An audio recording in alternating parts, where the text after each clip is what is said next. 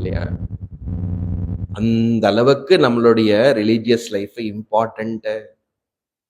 அதனால காத்தால சாயந்தரம் ராத்திரி பூஜை பண்றேன்னா பண்ணு, தியானம் பண்றேன்னா பண்ணு, பண்ணிண்டே இரு.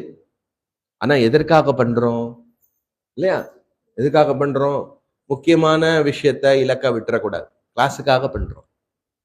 அதனால உங்க உங்க உங்க வாழ்க்கையில என்ன இருக்கணும்? பகவானுடைய ஆராதனை இருக்கணும், அனுஷ்டானம் இருக்கணும், சுவாத்தியாயம் இருக்கணும். நித்திய அனுஷ்டானம், நித்திய சுவாத்தியாயம். அப்போ ஈஸ்வர பகவான் சிந்தனை, ஈஸ்வர ஞானம், ஈஸ்வர ஸ்துதி, ஈஸ்வர ஆராதனா சப்கான்சியஸ் மைண்ட்ல போய் முதல்ல உக்காரணும்னு 8வது அத்தியாயத்தை சொல்லாம சொல்றார்.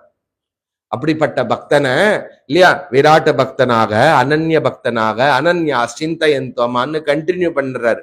அப்படி பண்ணினேன்னா அவனுடைய மனசுல ஞான தீபத்தை ஏத்தி விட்டுன்றார், ஞானம் கிடைச்சிருங்கிறார்.